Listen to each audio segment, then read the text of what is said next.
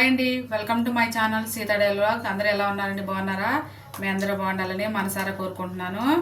ఈరోజు నేను కరకరలాడే తీపి గవ్వలు చేశాను. చూడండి, ఫస్ట్ కొంచెం వేడి మీద మెత్తగానే ఉంటాయి, తర్వాత గట్టిగా కరకరలాడుతాయండి. ఇప్పుడు ఈ తీపి గవ్వలు ఎలా చేయాలో చూద్దాం. ఒక గిన్నె తీసుకొని దాంట్లో బొంబాయి రవ్వ వేస్తున్నా, అంటే ఉప్మా రవ్వ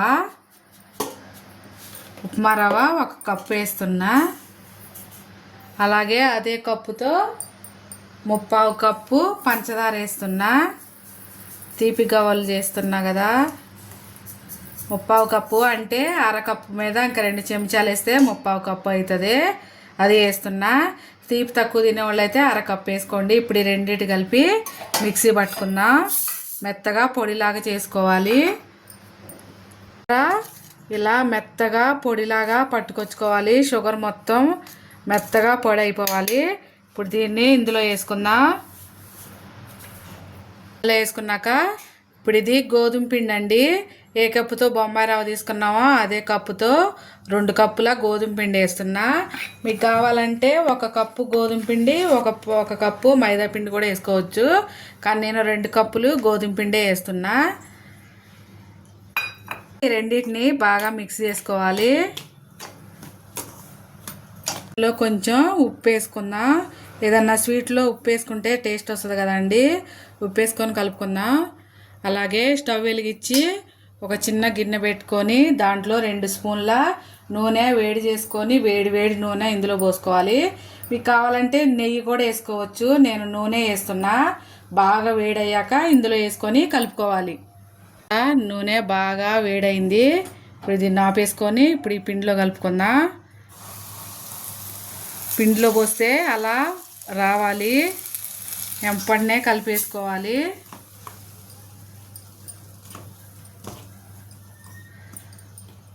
స్పూన్తో కలుపుకోండి, చేయి పెట్టకాకండి. వేడి నూనె కదా, కాలిపోతుంది. స్పూన్తో కలుపుకొని ఆ తర్వాత ఆరాక అప్పుడు చేయి పెట్టండి. నూనె వేసాక కొంచెం స్పూన్తో కలిపాక స్పూన్ తీసేసి ఇప్పుడు చేతితో కలుపుకోవాలి. ఇందులో ఉండలు లేకుండా కలుపుకోవాలి. వేడిది పోసా కదండి, కొంచెం అక్కడక్కడ ఉండలాగా వచ్చింది. ఇలా గట్టిగా ఉన్న ఉండ తీసేయండి. ఇంకో అంతా కలిపాక ఇట్లా పిసికితే ఇలా ముద్ద అవ్వాలి. అప్పుడు కరెక్ట్గా మనం వేసిన నూనె కానీ నెయ్యి కానీ సరిపోయినట్టు. అప్పుడు గవ్వ క్రిస్పీగా కరకరలాడుకుంటూ వస్తుంది. ఇప్పుడు మొత్తం ఇలా దీనిలో మిక్స్ అయ్యేలాగా కలుపుకుందాం. ఇలా కలుపుకున్నాక ఇలా ముద్దలాగా రావాలన్నా కదా, ఇలా కలుపుకున్నాక ఇప్పుడు కొంచెం నీళ్లు పోసుకుంటూ, చల్ల నీళ్ళే పోస్తున్నానండి. నీళ్లు పోసుకుంటాం. మనం చపాతీ పిండి కలుపుకుంటాం కదా, అలా కలుపుకోవాలి. ఇలా కలిపేసి దీని మీద కొంచెం ఆయిల్ రాసి గిన్నెసి మూత పెట్టుకొని ఒక 1/2 అవర్ ఉంచుకుందాం. తర్వాత ఉండలు చేసుకొని గవ్వలు చూద్దాం. ఇప్పుడు మూత తీసి దీన్ని కొంచెం ఇలా మళ్ళా ఇలా అనుకోవాలి. మీకు బొంబాయి రవ్వ ఇష్టం లేకపోతే ఏ కప్పుతో అయితే మనం 2 కప్పుల పిండి తీసుకున్నామో అదే కప్పుతో 3/4 కప్పు షుగర్ తీసుకొని కలుపుకోండి. బొంబాయి రవ్వ వేయటం ఇష్టం లేకపోతే దీన్ని ఇలా చిన్న ఉండలు చేసుకొని పక్కన పెట్టుకోవాలి. మీకు ఏ సైజు గవ్వ కావాలో ఆ సైజు ఉండ చేసుకోవాలి. పెద్దగా అయితే పెద్దగా, చిన్నగా అయితే చిన్నగా. ఇగో ఇదే గవ్వల చెక్క, గవ్వల బల్ల అంటారు, చెక్క అంటాం మేము. ఇది దీనికి కొంచెం నూనె లేదా పొడిపిండి అన్న వేసుకొని ఇలా ఉండ చేసుకొని దీని మీద పెట్టుకొని ఇలా నొక్కొని పిండిని ఇలా తీసేసుకోవాలి. అంతే, గవ్వ రెడీ అయిపోయింది. ఇట్లా అన్నీ చేసుకోవాలి. మరి లావుగా చేసుకోకండి, తొందరగా ఏగదో. కొంచెం పలసగా చేసుకోండి. చిన్న ఉండ చేసుకోవాలి.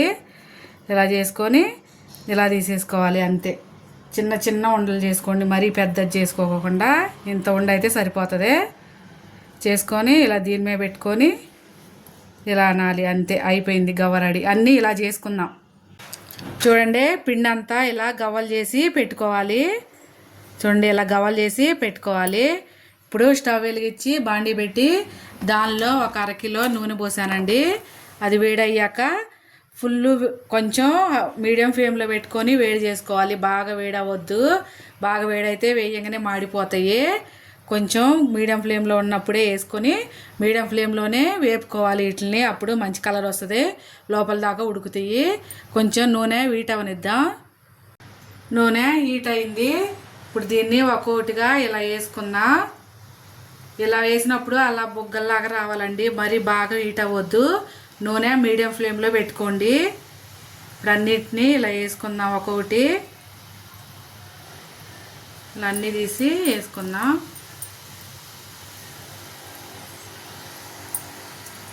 నూనెలో వేసిన ఎంపటిని కదిపీయకుండా ఒక 2 నిమిషాలు ఆగాక కలుపుకోవాలి. మంచి గోల్డెన్ కలర్ వచ్చాక తీసుకోవాలి. మరీ ఎక్కువ కలర్ వచ్చాక తీసేయకండి, తీసాక కొంచెం కలర్ మారుతుంది. మళ్ళా ఇలా మంచిగా ఫ్రై చేసుకోవాలి. చూసారా, ఇలా ఫ్రై అయ్యాక తీసేసుకోవాలి.